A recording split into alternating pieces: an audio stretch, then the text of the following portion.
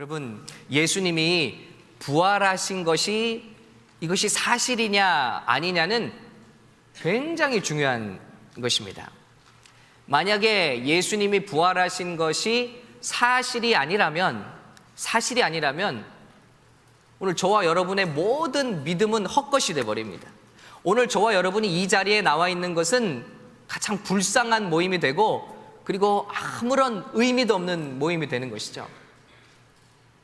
예수님이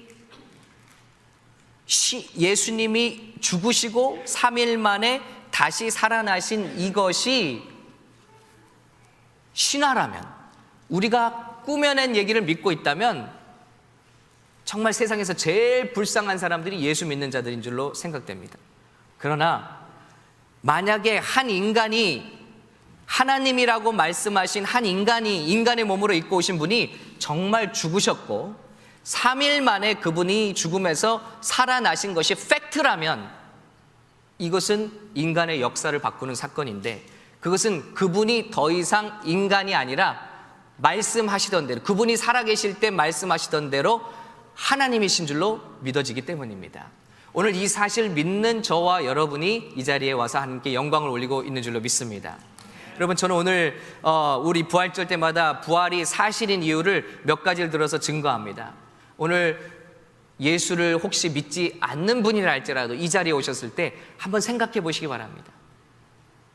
예수라는 분이 만일 정말 부활하셨다면 어떻게 되는 걸까? 이 세상은 어떻게 되는 걸까? 한번 들어보시기 바랍니다.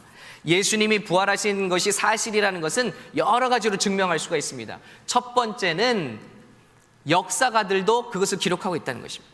이 세상의 히스토리언들, 역사가들도 그것을 기록하고 있는데, 제가 컬럼에 오늘 그것을 옮겼습니다. 유대인 역사가 요세푸스는 세계적으로 유명한 역사가죠. 그 사람이 기록하기를 이렇게 기록했습니다. 예수라는 사람이 있었다. 여기서 그를 사람이라 해야 옳을지는 모르겠다. 왜냐하면 그는 수많은 기적을 행했으며 수많은 유대인과 이방인들이 그의 가르침을 기쁨으로 따랐기 때문이다. 그는 메시아였다. 그는 빌라도에게 고난을 받고 십자가 처형을 당했으나 제자들에게 버림받지 않았다. 왜냐하면 그는 죽은 지 사흘 만에 다시 제자들에게 나타났으며, 여러분, 그는 팩트를 기록하고 있는 겁니다. 그를 향한 10,000가지에 달하는 구약의 예언을 이루었다. 그의 이름을 딴 크리스찬들은 지금 핍박 중에도 여전히 사라지지 않고 있다. 네로 시대에 그는 분명히 이 크리스찬들이 예수님의 부활을 목격했고, 이것은 꾸며낸 이야기가 아니라 그들은 그 일 때문에 목숨까지도 버리면서 그 예수를 믿고 있다라는 것을 기록하고 있는 것입니다. 로마인으로서 슈테니우스라는 왕정 역사가는 이렇게 기록하고 있습니다. 네로 시대에 가혹한 처벌이 크리스찬들에게 내려졌다. 그들은 새롭고도 해악스러운 미신을 믿는 자들인데 그것은 예수의 부활이다 라고 말하고 있습니다. 예수를 믿지 않던, 기독교를 모르던 세상의 역사가들도 예수라는 사람이 so-called Son of God, 하나님의 아들이라고 불리운 그 사람이 왔고, 그 사람이 죽은 지 3일 만에 무덤에서 살아났고 사람들을 만났다라는 사실을 이렇게 정확하고 기록하고 있는 것입니다. 여러분, 예수님이 죽으시고 부활하신 것은 우리 믿는 사람들이 꾸며낸 이야기가 아니라 역사적인 사실인 줄로 믿습니다. 여러분, 이것을 믿으십니까? 그리고 제자들이 이 사실 때문에 목숨을 걸고 죽어갑니다. 여러분, 제자들이 어떤 사람들인지 아시잖아요. 예수님 십자가 처형당할 때 무서워서 벌벌 떨고 다 도망했던 사람들이.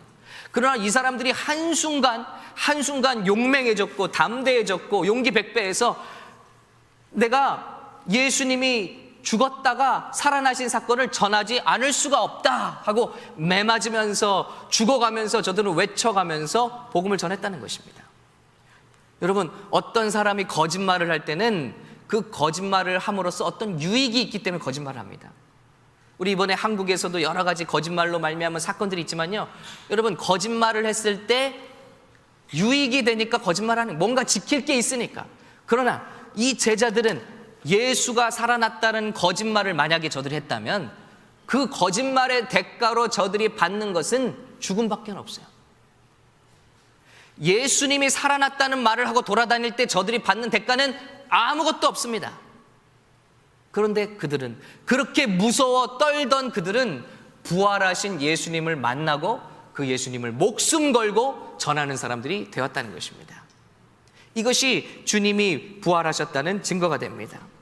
그 중에서도 여러분, 예수님의 형제인 야고보 그리고 유다는 예수님을 믿을 수가 없었습니다. 같은 형제로 자라났습니다. 물론 예수님은 남녀의 관계에 의하지 않고 성령으로 잉태되었지만 그 후에 요셉과 마리아는 관계를 통하여 예수님의 시스터들과 브라더들을 가졌습니다. 인간적인 우리 혈육들이죠. 근데 그 중에 야고보와 유다는 예수님을 미쳤다고 생각했습니다. 아, 우리 형님이 미쳤다. 그렇죠. 우리 라니가 있고 제클린이 있는데 어느 날 쌤이 나는 하나님이다 그러고 다니면 여러분 뭐라고 생각하겠어요? 예. 저부터 시작해서 이거죠. 예. 여러분, 제가 참 감당하기 힘든 말이 뭐냐면 교회 가라. 교회 가면은 좋은 말 들으니까. 여러분, 교회는 좋은 말 듣는 건 아닙니다. 왜냐하면 예수님은 좋은 분이 아니거든요. 예수님 말씀 듣고 처세 배우는 거 아니거든요.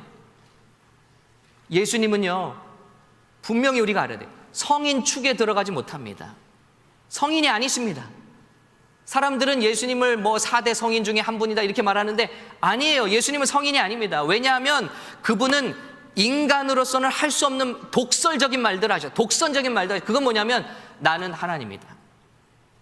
누구든지 나를 말미암지 않고는 천국에 갈 사람이 없고 하나님께로 구원을 얻을 자가 없다 그러셨습니다. 나를 본 자는 하나님을 봤다고 그러셨어요. 나를 죽여라. 내가 3일 뒤에 다시 살아날 것이다. 나의 죽음이, 나의 십자가의 죽음이 인간의 모든 죄를 사한다. 여러분, 아무리 예수님이 가난한 자와 아픈 자를 돌보시고 좋은 일을 많이 하셨지만 예수님은 결코 좋은 사람의 축에는 들 수 없습니다. 왜냐하면 그 인간이 그런 말을 했다면 우린 뭐라 그러죠? 미친 사람이라. 아니면 시대의 사기꾼. 그러나 예수님은 죽으시고 부활하셔서 인간이 아니라 어떤 성인의 수준이 아니라 우리의 존경을 받는 수준이 아니라 우리의 경배를 받으시기에 합당한 하나님이신 것을 증거하신 것을 믿으시기 바랍니다. 형제조차 믿지 못했어요. 그렇죠. 미친 형님이죠. 미친 오빠죠. 그러나 그 예수님이 죽으신 것을 똑똑히 목격했고 무덤에 들어간 것을 똑똑히 목격했는데 3일 만에 그들 앞에 다시 나타났을 때 야고보와 또 그 형제 유다는, 그 동생 유다는 예수님 앞에 무릎을 꿇었는데 이제는 형님으로서가 아니라 하나님으로서 경배하며 무릎을 꿇고 그들 역시 목숨을 다하여 순교하기까지 예수님의 이름을 증거하다가 하늘 날아간 줄로 믿습니다. 여러분, 이것이 부활의 증거예요. 그리고 부활에는 무덤이 없어요. 세상의 모든 종교가 무덤을 자랑하죠. 그러나 우리 예수님 무덤이 없어요. 무덤이 있다면 왜 자랑하지 않겠습니까? 그러나 예수님의 무덤은 빈 무덤이에요. 거긴 죽은 시체가 없습니다. 예수님은 살아나셨고 승천하셨기 때문입니다. 지금도 유대인들은 아브라함의 무덤을 숭배하고 있습니다. 지금도 인도 사람들은 뉴델리에 있는 부처의 무덤을 숭배하고 있습니다. 지금도 사우디아라비아 가면 이슬람의 메디나에 이슬람의 모하메드 무덤이 있습니다. 중국 후프 지역에 가면 공자의 무덤이 있습니다. 여러분, 뭘 말하고 있어요? 세상의 어느 종교, 불교, 이슬람교, 유교, 그 모든 유대교, 이 모든 종교들은 뭘 섬기고 있냐? 우리와 똑같이 아무리 뛰어난 자라 할지라도 우리와 똑같이 죽은 사람들을 섬기고 있다. 그러나 우리 주님은 무덤이 없어요. 만일 예수님에게 무덤이 있다면 저부터 이 자리에 있지 않죠. 제가 왜 목사가 됩니까? 제가 왜 예수님 믿는 사람이 됩니까? 그도 나와 똑같은 그저 자기 죗값을 치르고 죽을 수밖에 없던 그런 한 인간에 불과한데 우리가 왜 예수님을 믿습니까? 우리가 예수님 때문에 모든 이권을 포기합니까? 권리를 포기합니까? 왜 예수님 때문에 모든 불이익을 당하고 선교지로 갑니까? 주님이 살아나셨기 때문인 줄로 믿습니다. 그분에게는 무덤이 없기 때문인 줄로 믿습니다. 오늘 그 주님이 저와 여러분에게 오셔서 주시는 메시지가 이것입니다. 예수님은 하나님이시다라는 것입니다. 예수님은 인간의 수준이 아니라는 것입니다. 예수님은 그 어떤 위대한 사람들도, 종교를 만들어낸 사람들도 죽음을 이길 수 없어요. 그러나 하나님은 생명을 주시기도 하시고 생명을 만드시기도 하시고 죽음에서도 생명을 꽃피게 하시는, 죽음을 이기신, 아니 죽음을 이기시다는 표현이 아니라 죽음도 그에게 대항할 수 없는 우리 하나님이신 줄로 믿습니다. 오늘 그 예수님을 여인들이 발견했습니다. 예수님의 시신을 보러 갔던 예수님의 어머니 마리아와 막달라 마리아가 바로 그 예수님을 만났을 때 그들은 그 앞에 꿇어 경배할 수밖에 없었어요. 우리가 마리아를 성모로 섬기는 것이 아니라 마리아가 예수님 앞에 꿇어 경배했다는 것입니다. 예수님의 육신의 어머니이기도 하지만 그 마리아가 예수님 앞에 꿇어 경배할 수밖에 없던 이유는 예수님은 당신의 몸으로부터 나왔지만 하나님이시라는 것을 고백하는 것입니다. 죽음까지 이기시고 지금 부활하신 당신은 내 아들이 아닙니다. 당신은 실로 하나님의 아들이십니다 라고 고백하며 무릎 꿇은 것인 줄로 믿습니다. 오늘 주님이 부활하시지 않았다면 고린도전서 15장 16절처럼 우리처럼 불쌍한 사람들 없습니다. 만일 죽은 자가 다시 사는 것이 없으면 그리스도도 다시 사신 것이 없었을 것이요, 그리스도께서 다시 사신 것이 없으면 너희 믿음도 헛되고 너희가 여전히 죄 가운데 있을 것이요. 왜냐하면 예수님이 내 죽음이 너희 죄를 사한다고 그랬어요. 내 죽음이 너희 죄를 사하면 너희는 하나님께로 구원을 얻는다고 그랬어요. 근데 그 말도 다 거짓말이에요. 다 쓸데없는 말이에요. 예수 믿는 게 다 쓸데없어요. 죄가 어디 갑니까? 한 거짓말한 인간의 말인데 우리 죄도 다 여전히 있어요. 또한 그리스도 안에서 잠자는 자도 예수 믿고 죽은 자도 참 헛돼요.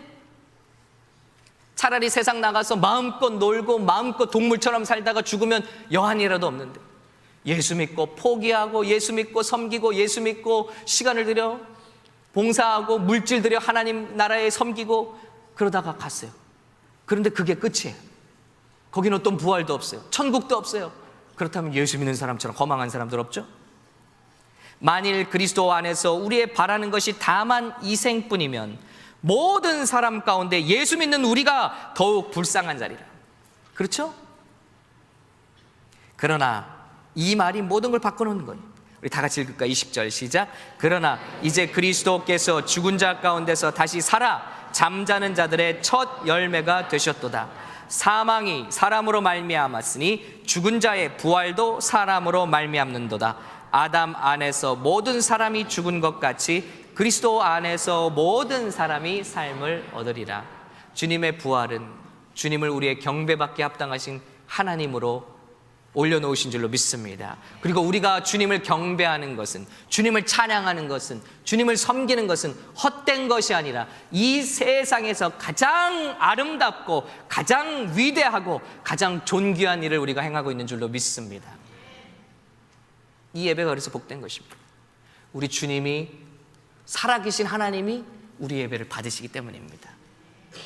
우리만 이렇게 모여있으면 정말 쓸데없는 모임이죠. 왜 모입니까? 인간만 이렇게 있다면. 그러나 하나님이 살아계시고 그 하나님께서 우리의 예배를 기뻐하신다는 것입니다.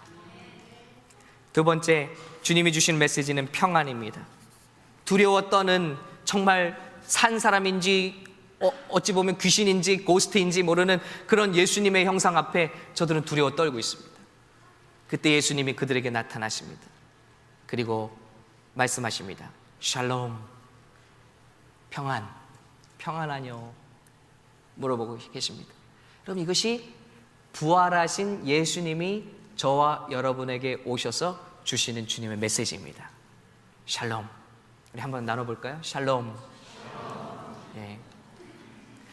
예수 믿는 자에게 제일 좋은 인사가 뭐냐? 샬롬입니다. 예수 믿지 않는 분들에겐 조심해서 하시기 바랍니다. 어떤 분은, 제 친구는 샹롬으로 듣더라고요. 고등학교 때 한 친구를 문학의 밤에 전도하려고 데려갔더니 이거 이제 여중창단이 나오잖아요. 그런 행사야말로 이제 합법적으로 우리 이제 이성들을 이렇게 만날 수 있는 곳입니다. 그러니까 이렇게 예쁜 이제 여고생들이 이제 짧은 치마를 입고 이렇게 착 중창단이 나오면요, 이제 남고에 있던 아이들은 이제 막 소리를 지르고 이제 환호를 하죠. 솔직히 예쁘지는 않습니다. 예, 제 아내가 있기 때문에. 근데 하나도 예쁘진 않았어요. 근데 이 여고생들이 딱 올라와서 막 박수 끝에 제가 말씀드린 것 같아요. 다 같이 경례를 하더래요. 차려! 경례하니까 예쁘게 그때 베레모 같은 걸 쓰고 나왔어요. 근데 샬롬, 그러니까 제 옆에 그런 데를 처음 데려간 예수 처음 믿는 친구가 막 흐뭇해하고 좋아하다가, 우리 여고생들 보고 좋아하다가 샬롬 하니까 어깨를 빼면서 뭐 샬롬 이랬습니다. 뭐라고 한 거예요? 믿지 않는 자에게는 해당되지 않는 말씀입니다. 그러나 믿는 저와 여러분에게 주님이 오셔서 주시는 메시지는 바로 평안입니다. 이 부활절에 저와 여러분에게 주시는 메시지는 평안입니다. 왠지 아십니까, 여러분? 죽음 때문에 우리 제자들은 시리에 빠졌습니다. 예수님이 이 세상에서 정권 잡으시고 우리도 한몫할 줄 알았는데 예수님이 죽으신 거예요. 너무 힘없이 죽으셨어요. 너무 비참하게 죽으셨어요. 근데 그 예수님이 다시 오신 거예요. 그리고 그들에게 다시 한번 소망을 주시고 일으켜주시고 죽음이 결코 끝이 아니라는 것을 우리에게 보여주신 것입니다. 소망을 주신 것입니다. 우린 말합니다. 이 정도 됐으면 우리는 끝났습니다. 하나님, 내 인생 여기서 이 정도 됐으면 내 신분이 없어지고, 나는 너무 가난해졌고, 나는 못 배웠고, 나는 병들고, 부모님이 나를 학대하고 혹은 배신당하고, 나는 우리 가정은 깨졌고, 이 정도 되면은 나는 이제 소망 없습니다. 마치 그런 절망 속에 우리 제자들이 있었대요. 3년간 모든 걸 버리고 예수님을 쫓았어요. 근데 남는 게 아무것도 없어요. 그리고 쫓겨당할 뿐이에요. 쫓김당할 뿐이에요. 예수 믿는 게 밝혀지면 죽임당할 뿐이에요. 그런 자들에게 예수님이 오셨을 때 부활은 그들에게 참 소망과 위로가 되셨다는 것입니다. 여러분, 이 말씀이 뭘 말하고 있냐면요, 어떤 상황 속에서도 부활하신 예수님을 우리가 모시기만 하면 우리는 어떤 사망과 죽음과 어떤 고통 속에서도 이 예수님과 함께라면 우리는 반드시 다시 한번 일어날 수 있다는 소망을 주신 줄 믿습니다. 저도 일어났어요. 용기를 얻었어요. 그리고 세상을 바꾸는 하나님의 사람들이 되었습니다. 여러분, 여기 나는 이제 못한다, 나는 더 이상 일어나지 못한다 하는 분들, 부활의 예수님을 오늘 마음속에 영접하시기를 바랍니다. 우리 영어 청년들에게 한번 얘기해 볼게요. If you fix your heart on me, 예수님 말씀하신, no matter where you go, the same thing will happen. 누구든지 이 말씀 뭐냐면, 나에게 시선을 고정하면 너희도 나와 함께 이기게 된다는 것입니다. You may get into a situation which everything seems to be falling apart. 모든 게 다 떨어져 나가는 그런 상황 속에서 It seems like a death. 심지어는 이제는 끝이고 죽음인 것 같은 상황에서, 그러나 주님 뭘 만드시냐면 Through it I will make you a wiser person, a better person, a great person. 오히려 그 고통과 아픔을 통해서 저와 여러분을 더 강하고 소망 있고 현명하고 하나님의 위대한 사람들로 만드시는 그런 과정이 바로 죽음과 부활에 있다는 것을 믿으시기 바랍니다. 여러분, 한번 생각해 보세요. 예수님의 부활이 아름다운 이유는 예수님이 죽으셨기 때문에. 그렇죠? 예수님이 죽지 않으셨다면 오늘 우리가 셀레브레이션 할 필요 없어요. 저와 여러분이 이제 이 샬롬이신 예수님과 함께 승리할 수 있는 이유는요, 오늘 우리가 어떤 실패를 겪었어도 소망을 가질 수 있는 이유는 실패가 있기 때문에 하나님이 저와 여러분을 반드시 일으키시기 때문에 그것이 간증이 되고 오히려 하나님의 영광이 되어 나타날 줄로 믿기 때문입니다. 제 간증을 잠깐 드릴게요. 제가 5, 6살 때 저희 아버지는 허리를 완전히 못 쓰는 불구 같은 디스크 환자가 되어서 우리 온 가족이 시골로 내 동댕이 쳐졌습니다. 여러분, 아무도 우리 가정이 다시 일어날 거라고는 상상하지 못했습니다. 지금 제 나이에 아버지가 두 아들 데리고 아내 데리고 아무도 없는 깡촌 시골로 간 것입니다. 여러분, 화장실만한 그 방 안에서 내 식구가 농 하나 놓고 생활한, 아무런 수입도 없습니다. 아무런 소망도 없습니다. 그러나 거기서 제가 기억하는 한 가지는 우리 부모님은 오직 부활의 예수님만 붙드셨습니다. 병자가 되어 누워 계신 아무것도 할 수 없는 아버지에게 부활의 능력이 임했고 부활의 치유가 임했고 생명이 임하여 아버지께서 주님을 찬양하고 기도하는 가운데 황소같이 건강을 다시 회복하셨고, 그리고 하나님께서 정말 기적과 은혜를 베풀어 주셔서 아무도 기대할 수 없는 그 시골에서 여러분 놀라운 하나님의 승리와 성공을 맛보게 하셨다는 것입니다. 여러분, 저는 말할 수 있습니다. 저는 그때의 그 실패가 바로 이 하나님의 영광을 나타나기 위한 하나님의 큰 계획의 하나였다. 그것은 실패가 아니에요. 여러분, 부활이 있기 위해서는 죽음이 있어야 되는데, 그럼 죽음은 실패냐? 아니에요. 죽음은 부활이 가기 위한 관문일 뿐이라는 것입니다. 저와 여러분, 이 가운데 죽음을 두려워하시는 분들이 있습니까? 죽음은 끝이 아닙니다. 죽음은 부활을 맛보는 관문일 뿐인 줄로 믿습니다. 그러나 죽음이 없으면 부활도 없어요. 우리의 실패와 아픔이 없으면 하나님의 영광도 우리 삶을 통해서 나타날 수 없어요. 그러므로 여러분, 아픔과 가난과 질병과 고통에 들어가신 분들이 있습니까? 그 와중에도 부활의 주님을 바라보며 소망을 가지시기를, 기뻐하시기를 예수님의 이름으로 축원합니다. 돌이켜보니까요, 그것이 제 인생에 얼마나 큰 복이 됐는지 몰라요. 제가 시골에 들어가니까 거기는 학생이 아무도 없어요. 그리고 학교 가기 전에 글 아는 사람은 저밖에 없어요. 그러니까 선생님이 뭐 시키면 저만 시키는 거예요. 도시락 가져올 사람, 기정아 네가 갔다 와라. 자, 뭐 이번 노래자랑이 있다. 누구 나갈까? 기정아 네가 해라. 네. 왜냐하면 글을 하니까 저희 클래스에 유치원 다닌 사람이 아무도 없어요. 그러니까 글을 하니까 선생님이 시키기가 제일 편한 거죠. 웅변대회가 있다. 기정아 네가 나가야겠지? 여러분, 그런데 그 모든 시골에서의 모든 가난과 아픔과 그 모든 약함이 거기서 하나님의 강함으로 만드신 거예요. 제가 오늘 여러분께 오늘 이 설교를 드릴 수 있는 이유, 한번 생각해 보세요. 젊은 이 목사가 하나님의 나라에 대해서 설교하는데 나이 드신 분들이 귀 기울여 주십니다. 왜죠? 제가 금수저 물고 태어나서 그저 축복받은 탄탄대로 달려서 목사가 됐다면 아무도 제게 귀 기울여 주지 않아요. 근데 가만 들어보니까 저 젊은 사람이 널판지 2개 놓고 일을 하기도 했고, 여러분과 비슷한 체험들을 했다니, 보세요. 제가 당한 실패와 고통과 아픔이 고스란히 여러분에게 도움이 되고 있는 겁니다. 여러분, 무슨 말씀 드리고 있죠? 하나님께서 저희 가정을 죽을 것 같이 구렁텅이에 넣는 것, 이것이 끝처럼 보였지만 이것은 하나님의 다음 계획과 영광을 위한 하나의 그 과정일 뿐이었다는 것입니다. 오늘 주님은 그래서 저와 여러분에게 샬롬을 말씀하십니다.